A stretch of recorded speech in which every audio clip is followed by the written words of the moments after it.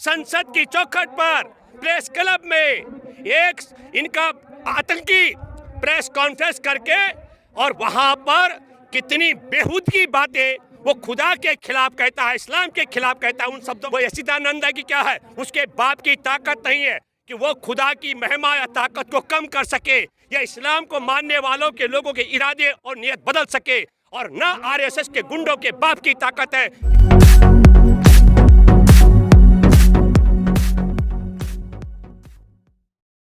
आपको एक बात फिर दोबारा से आज रिपीट करना चाहता हूँ। पहली बात मैं ये कहना चाहता हूँ कि राकेश टिकैत पर जानलेवा हमला होने के बावजूद राकेश टिकैत भयभीत नहीं हुए। दूसरी बात मैं दावा करना चाहता हूँ, इससे किसान आंदोलन कमज़ोर नहीं हुआ। तीसरी बात मैं ये कहना चाहता हूँ, किसी किसान के मन में भय नहीं है। इसका पीछे का क्रोनोलॉजी क्या होगा? हम ये भी कहते हैं कि असम में ईवीएम भी चोरी होती है और ईवीएम सील मिलती है, उसमें भी कुछ नहीं होता है। इसको समझने के लिए फिर मैं आप देशवासियों आपको बताना चाहता हूँ, वायर एक रिपोर्ट जारी करती है शाम को 1 अप्रैल को शाम को 6:49 पर, और वो रिपोर्ट क्या आती है, आप सब खास करके देश के SC ST और OBC ध्यान से सुने। वो रिपोर्ट ये है कि भारत में मोदी सरकार जितने भी सरकारी संस्थानों को बेच रही है निजी कंपनियों के हवाले, उन सब से हमारे देश में SC ST और OBC का आरक्षण का अधिकार खत्म हो जाएगा। 6:49 पर 1 अप्रैल को जब ये समाचार पब्लिक डोमेन में आता है, ठीक उसके तत्काल बाद आपने देखा होगा असम में एक ईवीएम की धोने वाली गाड़ी रास्ते में अचानक खराब हो जाती है। बताया जाता है जो पुलिस उसकी सुरक्षा में लगी हुई थी, पुलिस गायब हो जाती है और उसका मेन जो पोलिंग अधिकारी है वो गायब हो जाता है, और वह गाड़ी जो खराब होती है अचानक वहां पर भाजपा की गाड़ी आती है, और जो भाजपा का उम्मीदवार था वहां पर कैंडिडेट, उसकी गाड़ी में वो ईवीएम पाई जाती है। पूरा ध्यान भटकाया, पूरी रात भर ये नहीं बताया गया खेल क्या है। और इस खेल को फिर मैं कहना चाहता हूं कि देश में इस समय सबसे बड़ा चेहरा राकेश टिकैत बन गए, इसलिए योजना बनी राकेश टिकैत पर भी हमला करने वाले भारतीय विद्यार्थी परिषद जो इनका ABP है, RSS के गुंडों ने हमला किया ताकि हमारे देश के सरकारी संस्थान जो बेचे जा रहे हैं उनसे SC ST और OBC का जो आरक्षण का तमाम अधिकार खत्म होना है, उससे ध्यान भटकाने के लिए ये काम किया गया। न केवल ये काम किया गया, एक और है, आपने देखा होगा, उसने प्रेस क्लब में एक बाबा इनका है, उस बाबा ने एक प्रेस कॉन्फ्रेंस की, क्या नंद उसका नाम है, मुझे नाम ध्यान नहीं है, हाँ नरसिम्हानंद, उसने प्रेस कॉन्फ्रेंस की 2 अप्रैल को इस पूरे मामले से ध्यान भटकाने के लिए प्रेस क्लब ऑफ इंडिया में।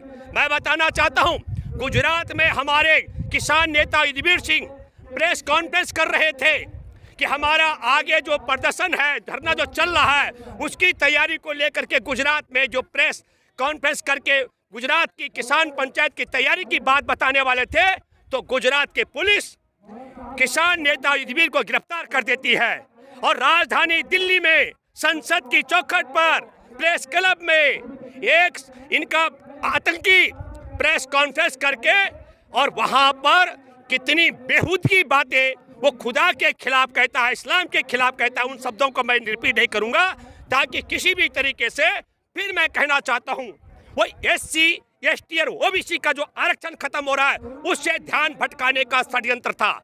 मैं एक बात कहना चाहता हूं, वो यसीदानंद है कि क्या है, उसके बाप की ताकत नहीं है कि वो खुदा की महिमा या ताकत को कम कर सके या इस्लाम को मानने वालों के लोगों के इरादे और नियत बदल सके, और न RSS के गुंडों के बाप की ताकत है कि राकेश टिकैत पर जानलेवा हमला करके राकेश टिकैत को भयभीत कर सके या किसान आंदोलन को कमजोर कर सके।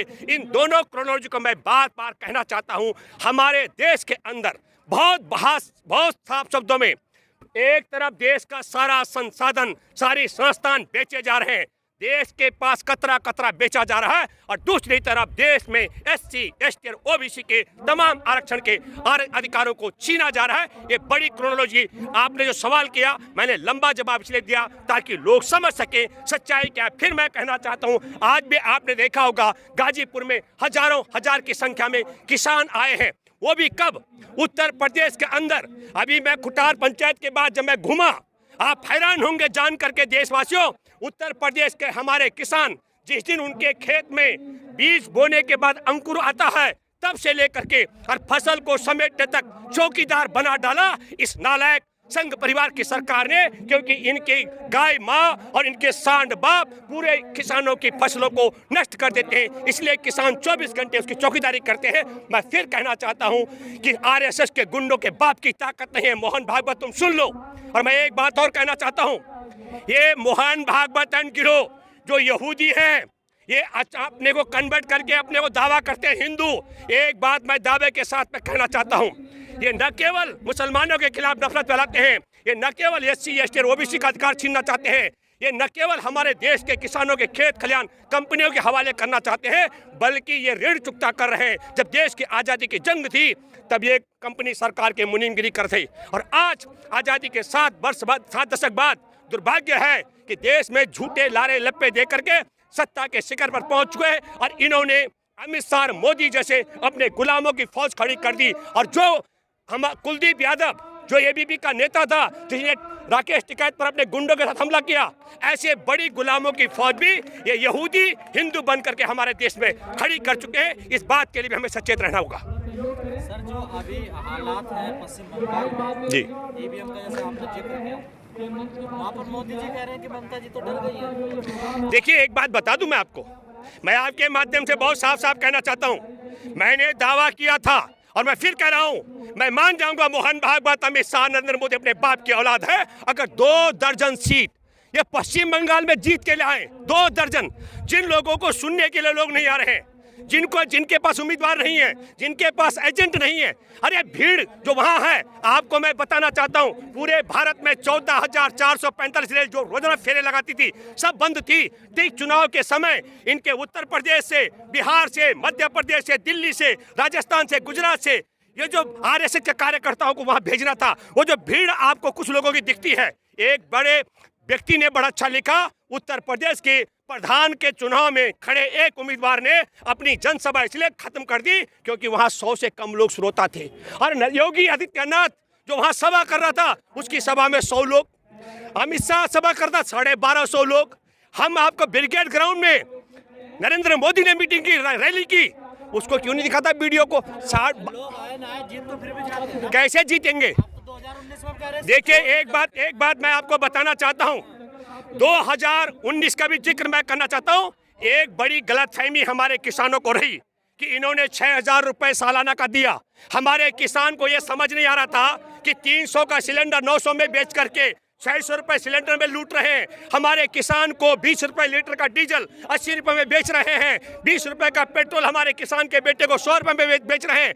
हमारे किसानों को समझ आपको बताना चाहता हूं मैं गजेंद्र जी, इस समय जब पूरा देश में किसान आंदोलन कर रहे हैं, अकेले उत्तर प्रदेश, राजस्थान और मध्य प्रदेश 3 की जगह के किसानों को गेहूं की फसल में न्यूनतम समर्थन मूल्य न मिलने से 196 करोड़ 50 लाख से ज्यादा का नुकसान हो चुका है।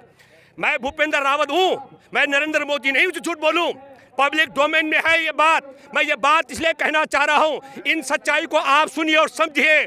जब पूरा देश आंदोलन कर रहा हो तब भी हमारे देश के किसानों को न्यूनतम समर्थन मूल्य न मिल रहा हो। और मैं एक बात और कहना चाहता हूं, हम सर आंदोलन तो कर रहे हैं पर भक्ति में लीन भी है सर, ये भी बात मान नहीं, ये जो आप कह रहे हैं बिल्कुल, देखिए मैं एक बात बताता हूं, निश्चित तौर पर मैं ये मानता हूं हमारे देश के अंदर ये जो हम एकदम मोदी और अमित शाह को बहुत ताकत मानते हैं। मैंने बार बार कहा कि यहूदियों का परिवार है संघ परिवार, उसके आगे नरेंद्र मोदी और अमित शाह जैसे सिर्फ प्यांदे हैं, उससे ज्यादा की औकात इनकी नहीं है। ये बात आपको, हाँ, उन्होंने भारत के लोगों को, जैसे कंपनी सरकार अंग्रेज आए थे मुट्ठी भर, उन्होंने भारत में अपने गुलामों की फौज खड़ी की, ठीक उसी तरीके से आरएसएस ने भी हमारे देश में गुलामों की बहुत बड़ी फौज खड़ी कर दी है, जिस फौज के बूते न केवल हमारे देश को लूट रहे बल्कि देश पर शासन भी कर रहे हैं और देश में फूट भी डाल रहे हैं।